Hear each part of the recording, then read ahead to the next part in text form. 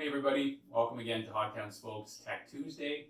I apologize for the break of a few weeks in us putting out a new video.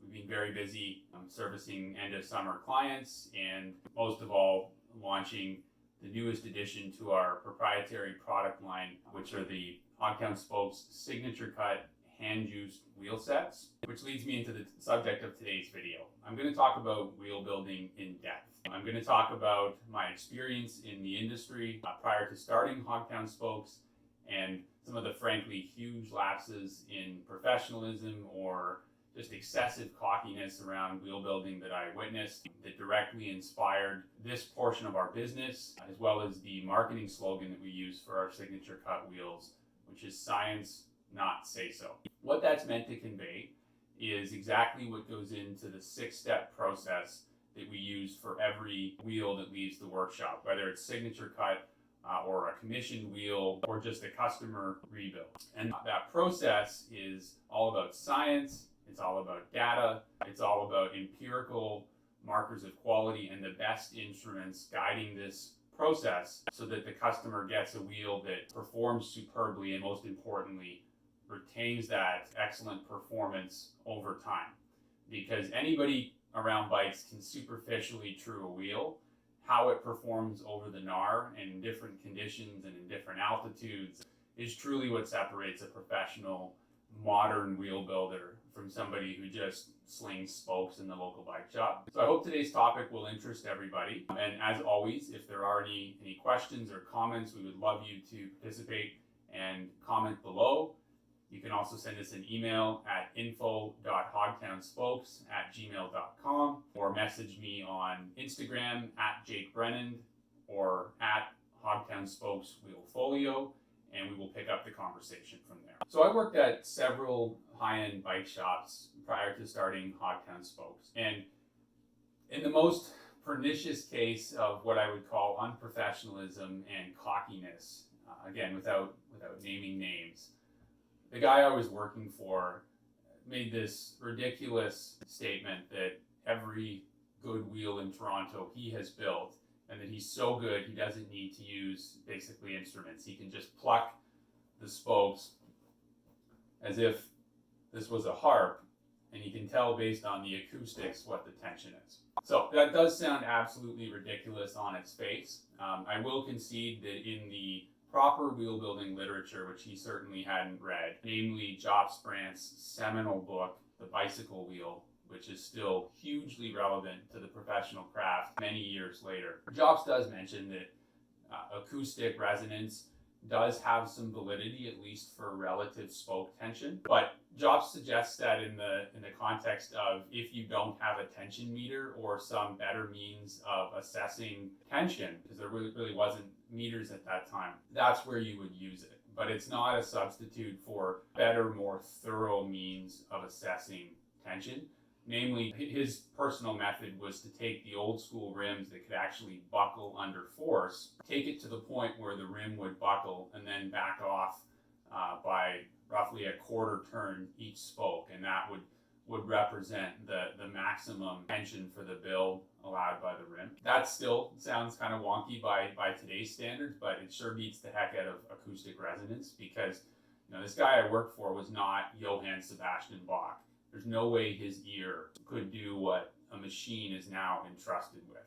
The reason that is so significant and the reason that claim was so ridiculous is because this guy had this notion that he was the go-to sort of race mechanic or high-end mechanic in Toronto.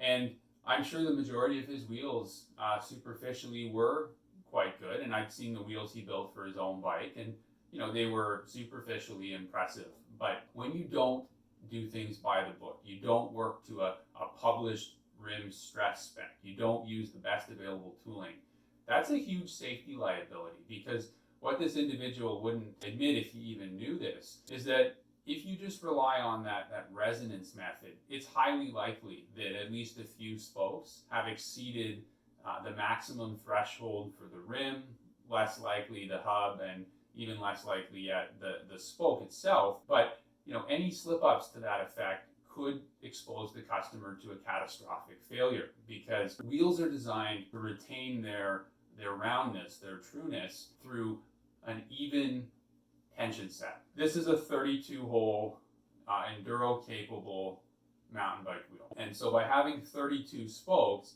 you're spreading the huge torquing and landing forces over a very wide portion of the rim, which means that any single spoke is not going to be disproportionately shocked or stressed. And the same goes for the hole plus eyelet if it's an eyeleted rim, and then the corresponding portions of the hub. If you were to take one spoke too high or one spoke too low, when you magnify those stress forces through riding your bicycle and that spoke shocks the rim, you could potentially either rip the spoke out, permanently damaging the rim, or if the tension's too low, you could cause almost like a zapping type detensioning effect where that loose spoke causes itself and proximate spokes to just rapidly unwind, and that will also lead to a catastrophic wheel failure over time. Even if the wheel doesn't fail, the problem with sort of quacky, haphazard approaches like that is just that it doesn't assure quality. A wheel that stays true or requires the lowest possible workmanship over time to keep it running smooth is one that has an evenality of tension. And if you don't have that matched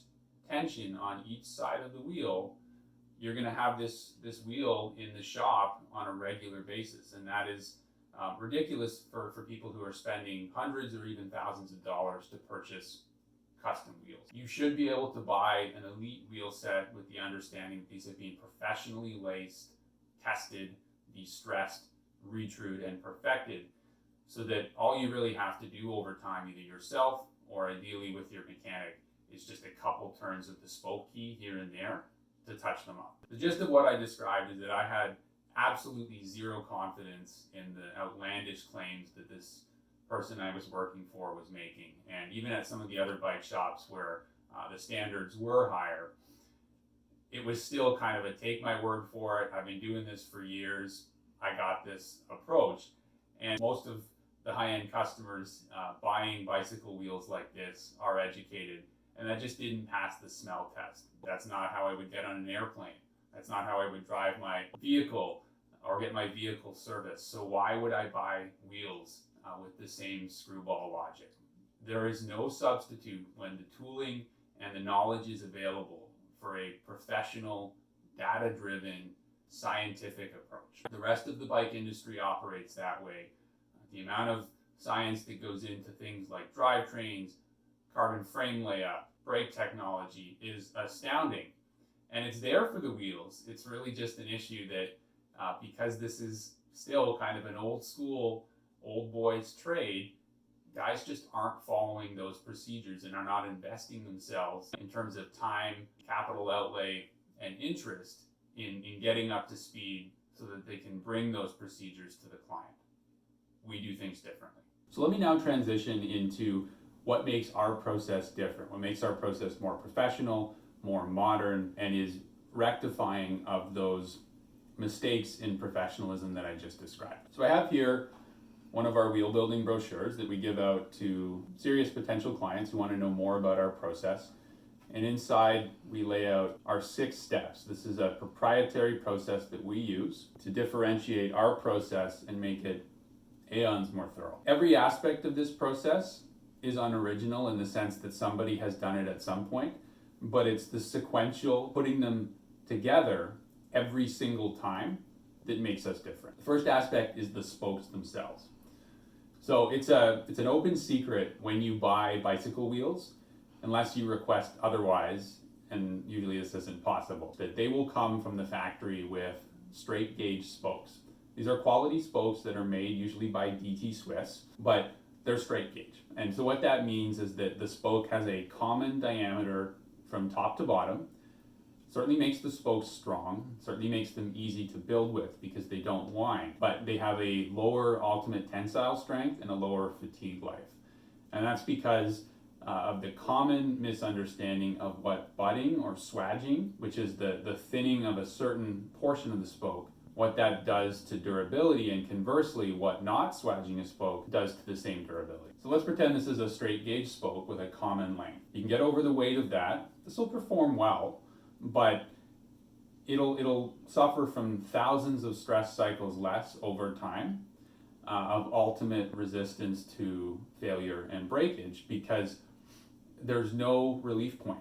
There's no center point that can flex, deflect the stresses of riding, and allow the spoke to recover. Instead, you just have a firm, static piece of wire expected to absorb those shocks in conjunction with the surrounding, ideally evenly tensioned spokes. But that system can fail.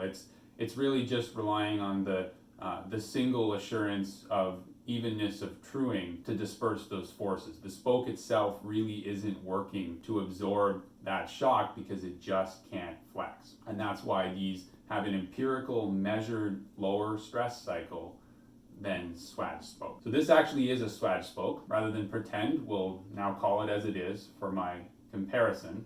This is a Sapum race spoke. So it has a 2mm head.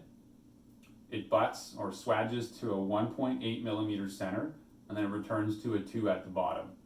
Our very excellent spoke supplier, Spoke Service, describes this well as the workhorse of the Sapum line. Sapum is the Belgian heavy-hitting competitor to DT Swiss, and I think that they're slightly superior. This is the workhorse of the line because it's an affordable, easy to work with, butted spoke that suits just about all weights. Really, the only knock on a swage spoke is that if it's too thin, heavier riders can't really use it. But for most people, swaging means an enormous increase in durability and often an increase in ride quality, because that middle section will flex, it'll disperse forces. So you basically have a resistance to fatigue from two angles now: the evenness of tension plus the performance of the spoke itself. These are made by stretching with a very sophisticated manufacturing process the wire itself without compromising the chemical composition. So basically you've elongated the spoke without weakening the material. It's the best of both worlds. You can think of swage spokes, especially really aggressive ones, for example the Sapum Laser or the CX-ray bladed spoke, as effectively tiny suspensions for your wheel. So we do not spec straight gauge spokes. If somebody wants it for a straight wheel rebuild, I'll do it, but I will always recommend and always insist with the signature cut wheels that we use double or even triple butted Sapum or DT spokes. Second part of our process is the rim choice, which is very, very important, because one of the axioms of wheel building that is very much true, that the weakest portion of a wheel is typically the rim. So rim choice is very, very important. We prefer aluminum because we think it's a smarter choice in terms of long-term durability, replaceability if you do happen to totally void a rim through crazy riding, and also they're just cheaper. You know, it's nice to keep the cost of a custom wheel set somewhat reasonable. So we overwhelmingly prefer double or triple walled, often eyeletted rims. WTB is an excellent value manufacturer. DT Swiss is exemplary. Spank is great. Stans is very, very good, so on and so forth. We will spec carbon as well, selectively. I'm not a huge fan of certain brands with a notorious quality and customer service reputation that I'll leave unnamed. I am an absolute fan of the Canadian hand-laid-up carbon rims We Are One composites. I'm also curious to have some experience with the new Zip rims and some of E13 stuff. So we will spec carbon selectively, but the point in any rim choice is we know who is good, we know who is suspect, and we know what to look for in terms of compliance, ride characteristics, the number of holes that are ideal for the application, the correct width of rim in relation to ideal tire size for the person's bicycle. And we also are willing to think outside of the box. Another great carbon rim maker is Crank Brothers, and they've been terrific recently about pushing this idea of carefully selected rim size and performance profile depending on where the rim goes. So their synthesis wheels, their new carbon wheels, have a wider, more compliant front rim and a stiffer, narrower rear rim, because their logic is this is a custom wheel set, So each part should perform optimally for its fact-specific application. We're not just going to throw the same stuff on there for the sake of matching. We're going to privilege performance and empirical design above anything else. And then in the calculation, you end up saving weight through that narrower rear rim, and you get a more pleasant, higher tracking front wheel. That is outside of the box thinking, and we've replicated that. I will commonly recommend for the signature cut wheels that we go ahead and purchase a wider front rim and a narrower rear, and I'll do the same in the workshop with custom commissions. I've said this before and I'll say this again.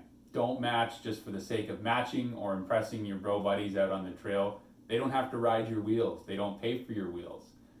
Put performance above anything else, and don't be afraid to be a maverick. 3, lacing orientation. There's a number of ways you can lace up a wheel. That's fine. It's certainly fine for cyclocross and road to experiment. We don't mess around though.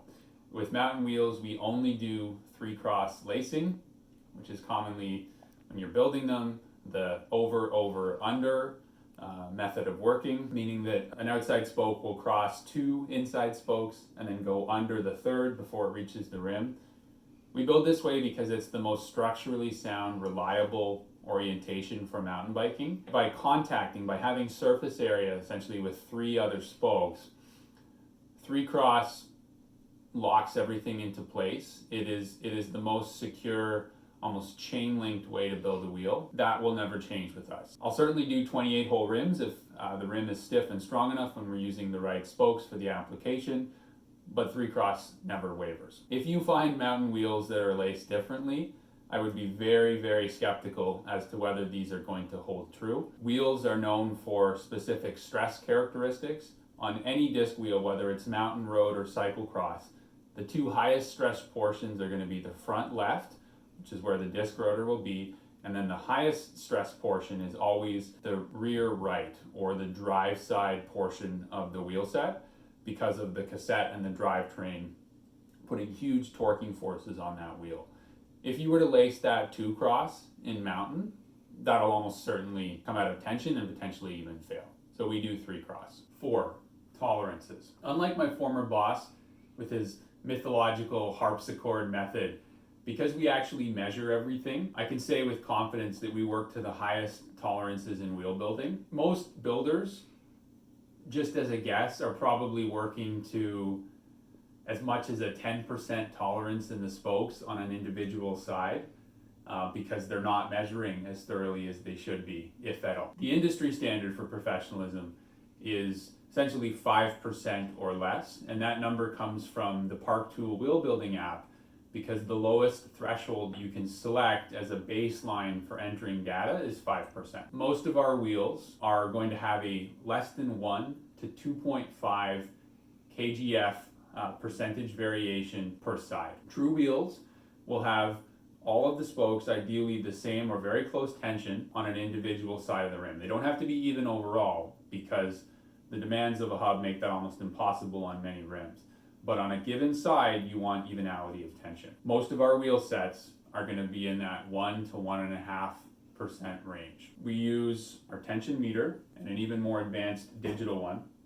We use a digital caliper, often to check dishing, and we refer everything to the Park Tool wheel app, which is steered and guided by this chart here, which basically has the deflection readings translated into tension. Numbers are king for us.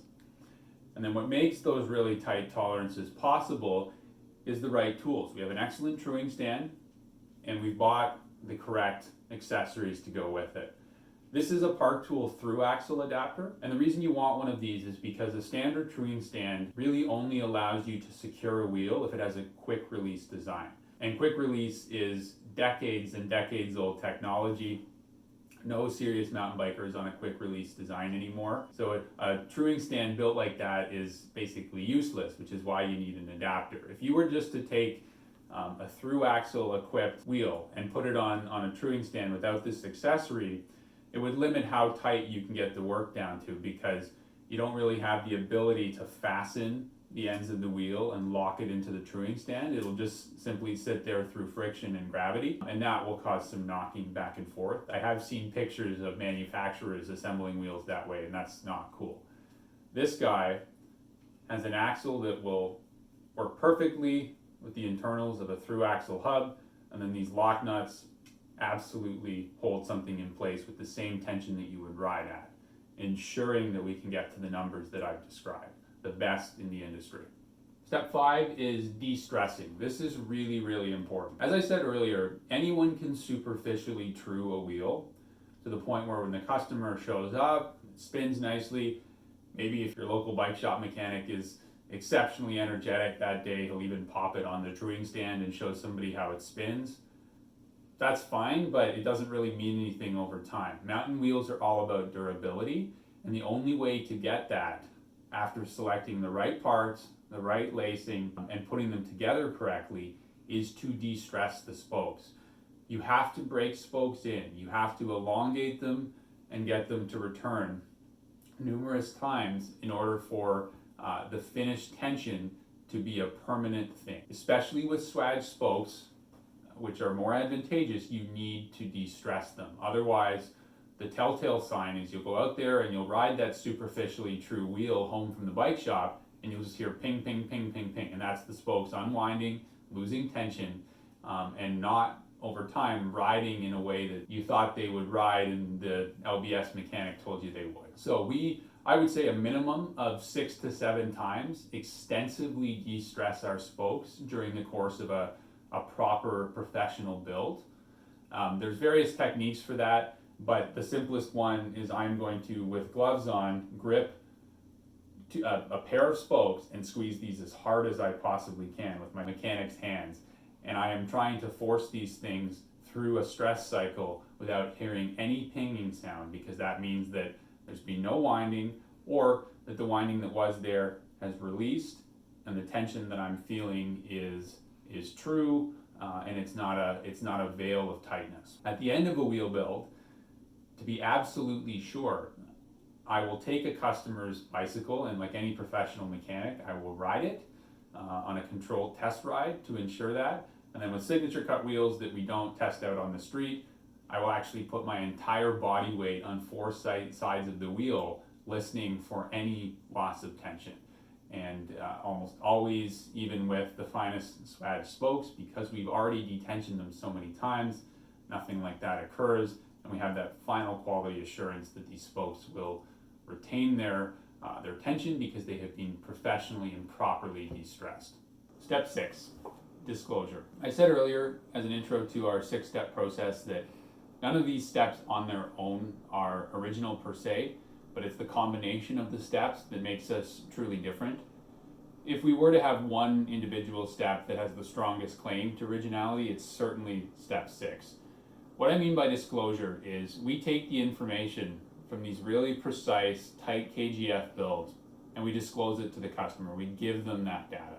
We don't secret it and silo it off. Almost no other bike shop will give you that information. I can only speculate as to why that is, but it's most likely that A, they don't measure, or B, they're not comfortable admitting how wide the variation actually is. It's easier to just pass off a superficial true and not have to answer to numbers. We don't do that. We measure everything, and we have outstanding final build precision, so why not give our paying customers, the lifeblood of our business, that data to take home with them for peace of mind. So every signature cut wheel leaves the shop with a laminated DNA mapping certificate. And basically this is based on the Park Tool wheel app that we use for calculations, and it will scientifically show them why their wheel is true. We will list in absolute terms things like average KGF, average drive side and non-drive side tension, the measured dishing with our digital caliper. Nothing will make somebody feel more comfortable that their money was well spent and that they will be safe on the trail than having that information for their very own, and that's why we do it. I hope today's video makes abundantly clear why it's really important to professionally smith wheels in a modern, scientific way. Safety, the use of your hard-earned money, these are just too important to entrust to the traditional old school grizzled shop approach to building wheels. There are some really good professional wheel builders out there. There are too many of the former type who just kind of fly by the seat of their pants and expect you to believe them that something you've invested so much passion and money in is safe and sound and performing optimally. That doesn't cut it anymore. At Hogtown Spokes, we are trying to drive forward a better, more professional process. So whether you buy from us or you buy from somebody else, demand higher standards with your wheels. And of course, we do hope you will purchase with us, whether it's rebuilding an existing wheel, doing a totally custom wheel commission, or purchasing one of our signature cut hand-juiced wheels. We are an excellent brand to consider for your next wheel set. You can find us online at hogtownspokes.com. You can message us here on YouTube or on Instagram at Jake Brennand and at Hogtown Spokes Wheelfolio. And you can send me an email, info.hogtownspokes@gmail.com. I love wheels. They're probably my strongest passion within cycling, and I could talk all day about them. Don't hesitate to reach out, and I'll do my best to answer to your satisfaction in the timeliest fashion. Thanks very much for watching. We'll see you next time on Tech Tuesday.